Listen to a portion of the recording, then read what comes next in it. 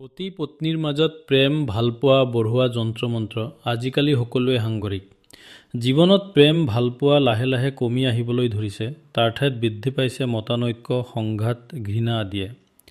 যি পতি পত্নীৰ সম্পৰ্ক স্বৰ্গীয় আৰু প্ৰেমময় বুলি ভবা হৈছিল, পৃথিৱীৰ আটাইতকৈ বেছি পবিত্ৰ সম্পৰ্ক বুলি ভবা হৈছিল সেই সম্পৰ্কটোৱে আজিকালি আটাইতকৈ বেছি বিশ্বাসহীন, আস্থাহীন সম্পৰ্কলৈ পৰ্যবকিত হৈছে।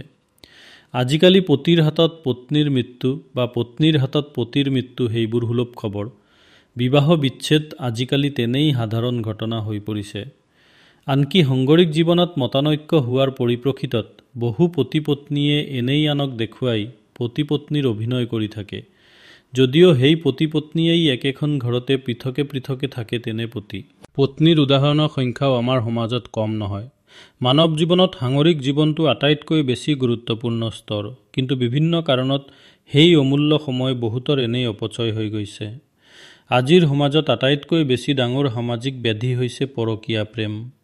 জীৱনলৈ অহা সেই অবঞ্চিত সম্পৰ্কটোৰ বাবে বহুতৰ ঘৰ সংঘাৰ্তচ নচোৱা দেখা গৈছে। সেয়ে তেনে সংকটৰ পৰা মুক্তি পাবলৈ আপোনালোকৰ সুবিধাৰ বাবে আজি মই আপোনালোকক পতি পত্নীৰ মাজত প্ৰেম ভালপোৱা আৰু বিশ্বাস বৃদ্ধি কৰোৱা এটা যন্ত্ৰ মন্ত্ৰৰ বিধান এই ভিডিঅ'ৰ জৰিয়তে আগবঢ়াব বিচাৰিছোঁ। এতিয়া আমি জানো আহক মন্ত্ৰটোৰ প্ৰয়োগ বিধিৰ বিষয়ে। ইয়াত মই স্ক্ৰীনত দেখুওৱা ধৰণে আপোনালোকে এটা নক্সা বা যন্ত্ৰটো প্ৰস্তুত কৰিব। এই নক্সাটো বা যন্ত্ৰটো আপোনালোকে ভোজপত্ৰ এখনত কৰ্পূৰ চিয়াহে হিচাপে ব্যৱহাৰ কৰি আঁকিব। কৰ্পূৰ আৰু ভোজপত্ৰ পূজা সামগ্ৰী বিক্ৰী কৰা দোকানত পোৱা যায়, তাৰ পৰা কিনি ল'ব। নক্সা বনোৱাৰ পিছত সেইটো নক্সা ফুলৰ পৰা তৈয়াৰ হোৱা যিকোনো তেলেৰে জুই ধৰি সেই জুইত নিজৰ মানুহজনৰ বা মানুহজনীৰ নাম কৈ জ্বলাই দিব।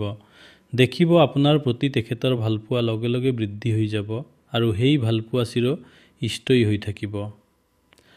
যিকোনো ৰেচমী কাপোৰ এডোখৰত এই নক্সা ৰঙা চন্দনৰ ৰস চিয়াহী হিচাপে ব্যৱহাৰ কৰি আঁকিব আৰু বুদ্ধি কৰি আপোনাৰ মানুহটোক বা মানুহজনীক কাপোৰ ডোখৰ জুইত জ্বলাবলৈ দিব। দেখিব সেই দিনাৰ পৰা আপোনাৰ প্ৰতি আপোনাৰ মানুহজনৰ বা মানুহজনীৰ প্ৰেম আগ্ৰহ সকলো বাঢ়ি গৈছে। মনত ৰাখিব, এই নক্সাত লিখা সংখ্যাবোৰ আপোনালোকে ভবা ধৰণে এনেই কোনো সাধাৰণ সংখ্যা নহয়। ইয়াৰ প্ৰত্যেকটো সংখ্যাই নিৰ্দিষ্ট কোনোবা এটা দৈবিক শক্তিক প্ৰতিনিধিত্ব কৰিছে। নক্সাটোৰ প্ৰথম লাইনত লিখিব 5, 45, 17 আৰু 24। এই শাৰীটোৱে পৰমাত্মাৰ মোহিনী মায়া শক্তিক প্ৰতিনিধিত্ব কৰিছে।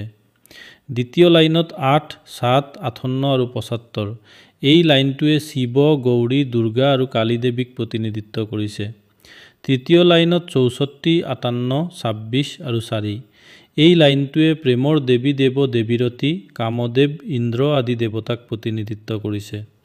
চতুৰ্থ লাইনত 5, 6, 32 আৰু 75। এই সংখ্যাবোৰে কিন্নৰ, গন্ধৰ্ব আদিৰ আকৰ্ষণী আৰু মোহিনী শক্তিক প্ৰতিনিধিত্ব কৰিছে। গতিকে যন্ত্ৰটোৰ ওপৰত সম্পূৰ্ণ বিশ্বাস আৰু ভক্তি ৰাখি নক্সাটো আঁকক আৰু বাকীখিনি কামো সম্পূৰ্ণ কৰক। নিশ্চয় আপোনালোকে বিচৰা ফলাফল পাবই, তাত কোনো সন্দেহ নাই।